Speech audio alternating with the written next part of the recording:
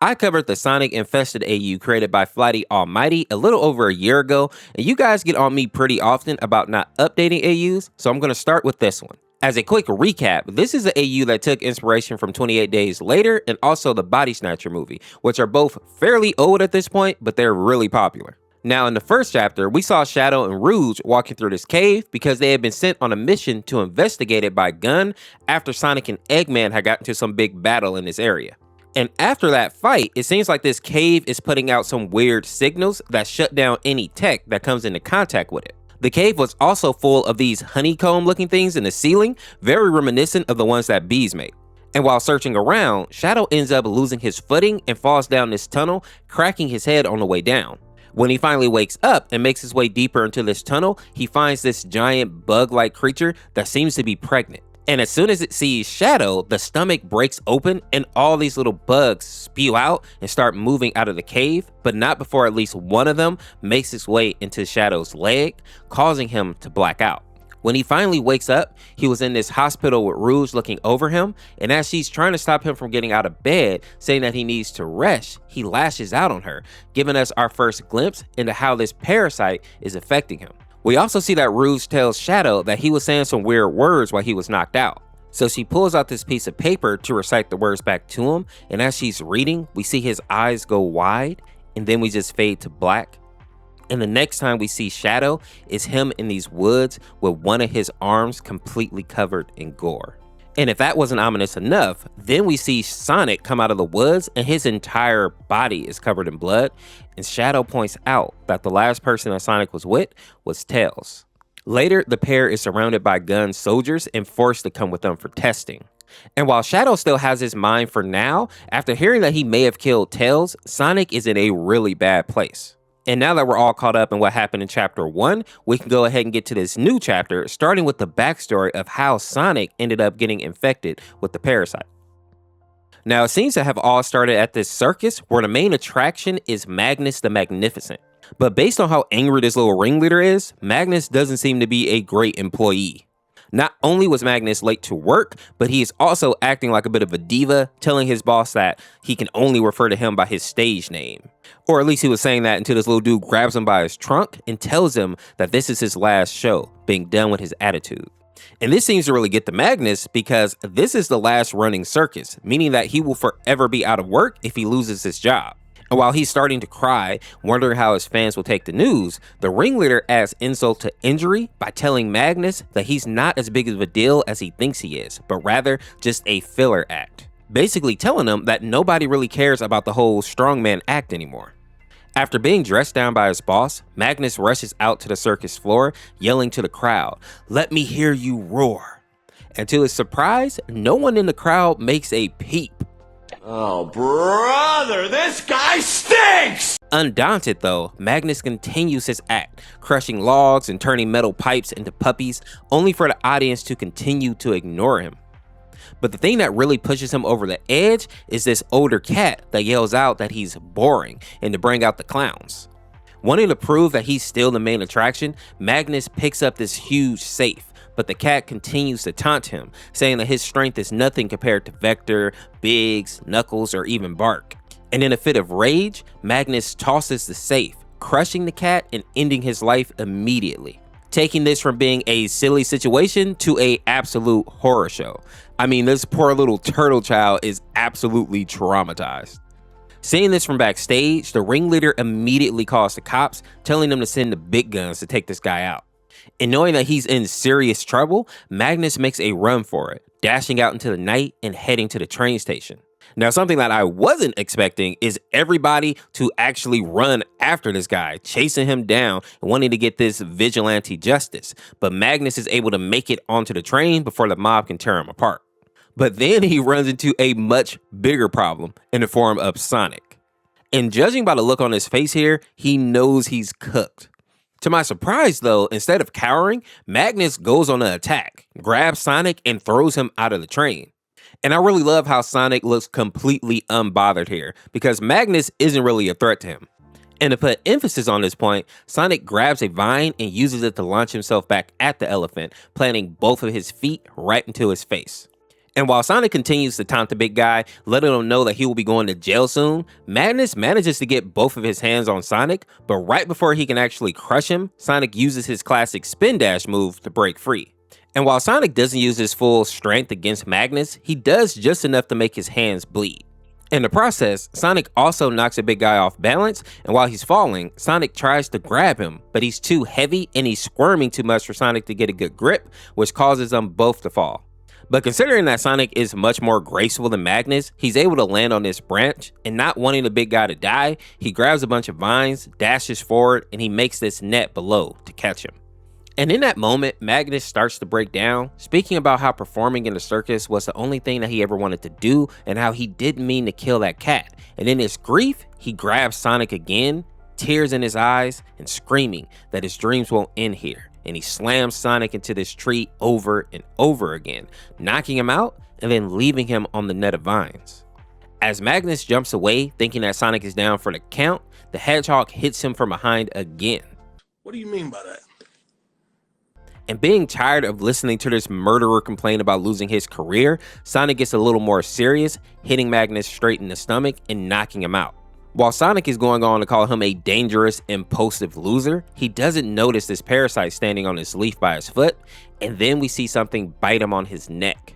And thinking that he's just distracted, Magnus tries to make a run for it, only to be hit from the back again. And right before Sonic is about to punch the elephant in the head, he looks up and sees a whole swarm of the insects crawling over the trees. And in that moment, Sonic's eyes roll into the back of his head, and he falls to the ground, writhing in pain. And Magnus, being too terrified to move, can only sit there as the parasites swarm over his body, either straight up devouring him or taking over his mind like they're doing to Sonic. Now, when Sonic wakes up the next morning, he starts saying this weird phrase, which goes, Dita, Shar, Yagor, Shor, Ghoul, which is the same thing that Shadow was saying in the first chapter after he was infected, and also the words that made him freak out on Rouge. Now, as Sonic fully wakes up, his first thoughts are to get back to Tails, because the little dude is going to be mad at him for losing track of time. But we all know how this meeting with Tails actually went. Now, back in the present time, Sonic and Shadow are having all the gore washed off of them while being under armed guard at the G.U.N HQ underground prison. Eventually, the pair is transported to a cell, and I hate how devastated Sonic looks here. I think the reality that he took out Tails is really starting to get to him, but at least him and Shadow get to share a cell, so I guess that's a positive. In the next scene, we see Rouge pop up, and the reason that Shadow looks so confused and sad here is because he thought when he blacked out that he did something terrible to Rouge like Sonic did to Tails. So seeing her alive and well was a huge relief, although I do find it odd that she's only using one of her arms. And Shadow recognizes that something is wrong as well, and then we get this flashback of Shadow attacking Rouge with a Chaos Spear in hand, likely implying that he stabbed her through the shoulder. Now, wanting to change the subject, Rouge asks about Sonic, and Shadow lets her know that after finding out that he may have taken out Tails, he's gone quiet and depressed.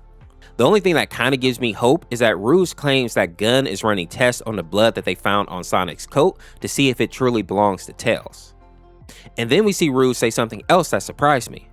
She claims that maybe it's for the best that they never actually confirm if Sonic killed Tails or not, because he likely couldn't live with the guilt.